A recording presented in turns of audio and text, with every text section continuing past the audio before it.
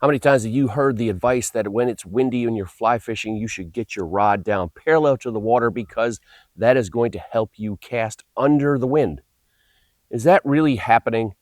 Check out this video. I'm going to explain to you if it's even possible to do such a thing and what I recommend you do when it's windy. I'm Chris Myers of Orlando Fly Casting Lessons.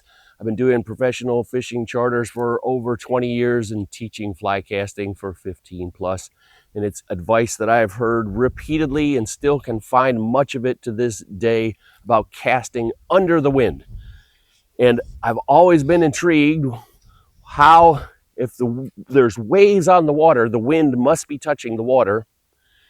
Way up there, much farther than we can reach, the wind is much stronger. Is it really any different from where my rod tip can go? Let's say there's a 9-foot rod, it's 6 foot in the air. I got it 15 feet essentially at the tip. So I checked out today and did some research. There is a scientific formula for predicting wind speeds at different heights above water. And I put into the formula 15 miles per hour at 15 feet above water. What would the measurements be at 10 feet, 5 feet, and 1 foot? At 1 foot, it was just over 12 miles per hour. So you're losing 3 mile per hour velocity at 1 foot above the water, where very few of us are casting at all. 5 feet's probably more realistic. At 5 feet is like 13.5 or roundabout, between 13 and 14 miles an hour. You didn't even lose 2 miles per hour. I don't think there's any of us that could tell by putting our hand out and feeling the wind 2 mile an hour difference.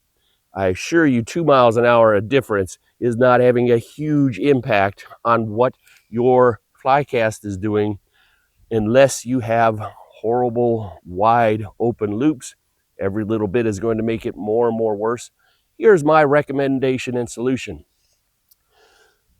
Overhand casters, 9 out of 10 people that I work with, fish with, do some version of this on their back cast, causing a sag, a droop, and very rarely does the cast get straightened out. Dead calm, they can overcome that sag, slap line out, getting out pretty reasonable distances. The accuracy suffers, but at least you can get line out. Then when the wind starts blowing, for example, I was out fishing yesterday, the wind was blowing 10 to 15 behind us. There were several times on a 30-foot cast, the fly didn't get 15 feet behind the angler because the wind was taking this cast with a bunch of slack and crushing it. And the wind was crushing it from about 15 feet high down to the water. That's where that sag is. So now you have this crushing your cast. Taking that same stroke, no matter where you put it, if I put a big wide open loop this way, the wind is still shoving it back toward me and it never allows it to get straight. The problem with the wind is people with loops that aren't very well formed or have high enough line speed cannot get their line straight. If my line isn't straight, I'm using a significant portion, if not almost all of my next stroke, pulling that sag or slack out of the line. Getting our rod tip down here is not getting it below wind. It's not like there is no wind or almost no wind down here at waist level compared to 15 feet. So telling people that is the solution or that is the reason they should cast down here would be incorrect in my opinion. However, I still have and recommend to people cast sidearm in the wind all the time. I did it yesterday on a fishing trip. The reason I did that is because we should be in a straight track up here. Most people are not in a straight track up here. But when you lay things down by unbending my elbow, now our track would be out here. And it is much less tempting to go around in huge curves. If I took this cast, which goes down, goes down, goes down, I bring it down to sidearm. Next thing you know, this line is way back here behind me, and you turn around and look at that and go, wow, I'm casting over here. My back cast should be over there, but look where it's really going.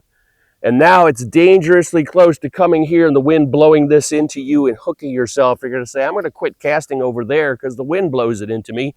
I'm going to cast 180 degrees away from the target, which I should be doing all the time. But it's easier to see that tip path. going back straight, straight, straight, straight. It also helps to eliminate the second most common issue people face when fishing, and that is getting decent loops and then ruining them on the delivery by slamming the tip down way out of the track. Bring our track down here sidearm, and if I did that exact same thing here, it would be awesome loop, okay, delivery. Nobody does that, and never seen that happen one time ever. Your target is out there. You're not going to pull your line and your rod tip way over here, but it's the same exact thing I did here. I pulled it down out of the track. I just laid that down and made the same stroke, and now it comes over there. So it eliminates two of those very bad habits.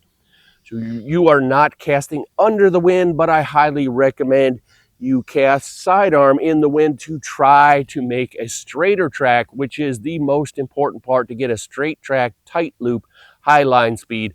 You can cast in all kinds of crazy wind conditions.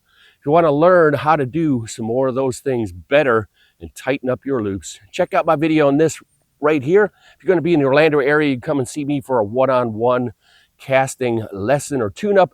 I also can check out your cast on video from anywhere in the world and give you some advice on how you can become a better fly caster.